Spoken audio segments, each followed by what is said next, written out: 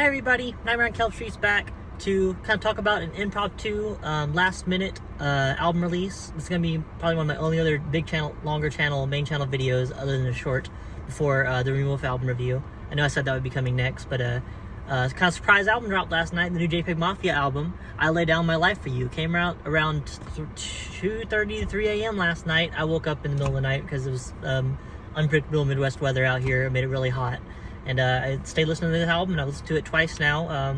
Once in the middle of the night, waking up, and then once while I'm driving around doing my kind of daily tasks and chores for the day, doing my work for the day. And yeah, this was an incredible album, just as I thought from the singles. Both singles, Sin Mito and Don't Rely on Other Men, which I covered on the shorts on this channel. If you want to go back and kind of listen to those and hear my thoughts on them, I love both of them.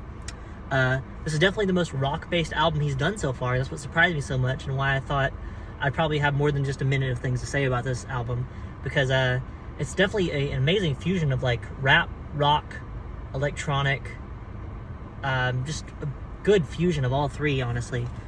We start out with I Scream This in the Mirror Before I Interact With Anyone. If you know any JPEG albums, you know that a lot of the titles are going to be either long or just strange, but that's just, he's mentioned in interviews before that his litmus test for fans is if you can't deal with the titles of his albums or his songs, then you might not just be a fan, because he's always named albums and songs like this. And this was a really good intro to lead us in to both this one and Sin Mito. Kind of carried the same energy, Sin Mito being definitely a lot more energy than this first one, but it kind of leads us into probably one of the most energetic songs on the album, to me at least. The lines in the chorus, she got issues with her father, I got issues with my barber, still gets stuck in my head all the time. I'll Be Right There, I don't have a lot to say about right now on second listen. It's still good, still carries the energy, but It's Dark and Hell Is Hot was the next one that really stunned me, with how he uses these either commercials or I can't tell if it's a commercial or sample from a TV show or something. It sounds like it to me, at least. I'll have to look it up later, of a foreign language to kind of spin into the beat as he comes in after the 30-40 second mark or so, and it keeps the energy going. From that over to New Black History. I would say Sin Mito, second half of Dark as Hell is Hot, and New Black History, where I really start focusing on how it's very rock based in this album. New Black History marks the second time that Vince Staples has been on a song with the Future sample from his song Covered in Money from 2014, which now makes it a full decade since that song came out from Future's sophomore album, where that song was on. Seeing Vince Staples ride over a Jpegmafia song was incredible. We haven't heard him on just like the straight Jpegmafia beat ever, I don't think so. So this was very interesting to hear them paired together, and the energy they both bring was incredible. Future sampled in the and 2 or 3 parts in the song also brought energy to it that I love that sample already from Senorita, when Vince Staples sampled it in Summertime '06. So I was happy to see it back here again. Probably one of the best Future verses I've ever heard. Then we go into the other single, Don't Rely on Other Men, which I'll go back on, that you can visit my single reviews in the shorts. But love this song, the second half, where it breaks into the guitar solo, and how the YouTube version has multiple different songs that have added verses in, at least that I haven't heard in the Spotify version, at least as far as I can tell. That he adds versions in the album version, the full album release version, that makes it just incredible boost into the song. And how the second half of this one now has been changed to have this very operatic, lush sound to multiple songs, including this one, where it just really sounds like he's put so much love and energy into this album. Like, JPEG will be saying like some of the most like offhanded shit about just being terminally online and existing online, and how he deals with that, or how he deals with hate online, but through this like lush production that is so beautiful, operatic and symphony-esque at some points. Which then brings us into the next 2 or 3. Vulgar Display of Power, Ex-Military, and Jihad Joe. All these just consistently ride out, still bring us that big rock energy. The second B-side of the album is really when he starts bringing in these classical rock screamo, punk-esque energy to the songs, where like right before the guitar solo or chug will happen, it'll be like, don't fuck with me, yuh! And it'll really drop the guitars as he makes this big like ugh noises, which is very classic to rock if you listen to a lot of heavy metal rock or things like that. Where it really starts peaking up for me again, where I'm like, damn, these not a lot of features in this album, but every one of them is incredible, is JPEG Ultra with Denzel Curry.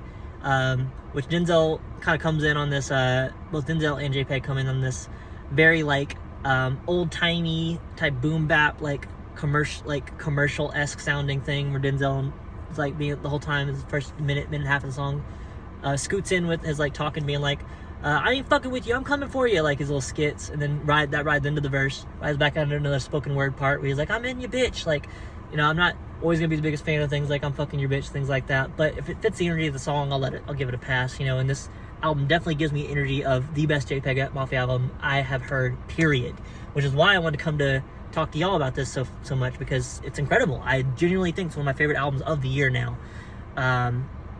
We ride out on that to either On or Off the Drugs, which is probably one of the first cool downs in a while on this album, talking about how he's like, either on or off the drugs, I'm still gonna act like this. Loop It or Leave It will kind of also bring back that rock energy from slowing us down, picking us back up. Don't Put Anything on the Bible, featuring Buzzy Lee, was leaked as like on YouTube as like a minute and a half sample of this beautiful woman singing, probably the most we've had of just straight singing on any Jpegmafia album or song. He comes in at the very tail end in the last minute or so, but it's such a gorgeous voice that this definitely wraps it as like what feels like the thesis statement of the album to me, which makes sense of why it's like on the last two songs of the album. And then we get I Recovered from this, which is probably the most raw and personal we've heard JPEG be on a song in a long time, if ever, honestly.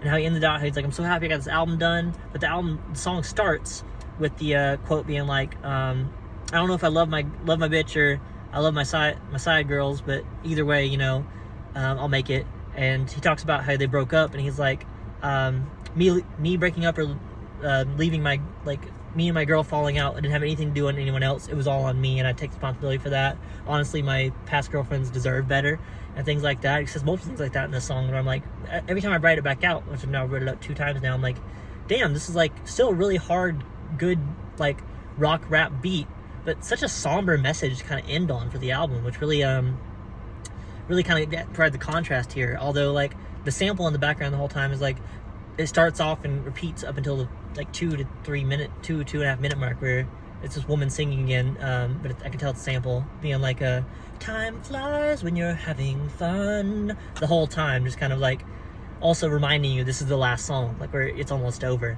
And then it kind of rides out with him talking about like, damn, there it is, it's finally done, I've finally got this done, you can hear this is a labor of love, and I can. This is an incredible album. And that's kind of why I wanted to come with you for more than just a short, even if the video ends up being like roughly 8-10 minutes or so, that I'm kind of currently seeing.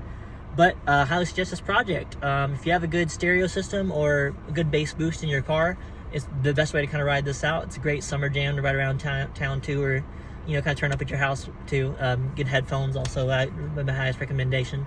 I listened to it on earbuds once at night, and then one time with my bass boosted fully in the car. And the second listen, I would say, it definitely hit a lot harder. Some of these beats go insane. Definitely the peak energy he's brought in any album I've heard so far. So yeah, I agree with the shorts comment. I've had one person comment on one of the shorts I covered on Jpegmafia that said that it wasn't a pop song when I was covering Sin Mido. I think I agree. It's definitely one of his poppiest albums. In my sense of like, lyrically at least, he kind of says the least controversial things on this album that he hasn't doing the other project. But with the contrast of bringing us some of the chunkiest, heaviest guitar riffs I've ever heard. Think like Keenan and Kel off of All My Heroes Are Cornballs, if you've heard that project or heard that song. Try to think there's not a lot of songs I can think of that bring really this level of rock energy, like just hard, chunky guitars on almost like every other song on here. It's August 1st as I record right now. It just came out this morning. He uploaded it on YouTube. I haven't heard the differences between the Spotify version and the YouTube version. I would just recommend the YouTube version, because if it's based off how LP was released, some features, some samples, and some verses might not be approved for the Spotify or iTunes version, so I'd recommend you listening to the YouTube rip of it. But yeah, that's kind of be where I leave you today. I know I kind of ranted off really quickly here, but I'm very passionate about this album. It's currently my number 3 now. My top 3 at least currently for the year would be now the Childish Gambino album, Bando, Stone, and the New World, Remy Wolf, Big Ideas, and this album, Jpegmafia, I Lay Down My Life For You. So I'm excited to kind of see what summer rolls out for us. Give us some incredible albums so far, and I'm happy you guys are sticking around for listening to these new music updates. So thank you for being here. Just remember to like, comment, subscribe. Let me know what you think of this album. Think about Jpegmafia in general. If you want to, pause this video, go listen to the album, come back to it. Let me know your thoughts on the album or any song that mentioned here that sound like it piqued your interest. Feel free to do that. You never. I'm not holding you hostage here, unless I am. So, goodbye. Have a good one. Love y'all. Stay cool out here. It's currently 97 to 100 degrees as I talk about this album today. So try to stay cool where you can. I'll talk to you later. Bye.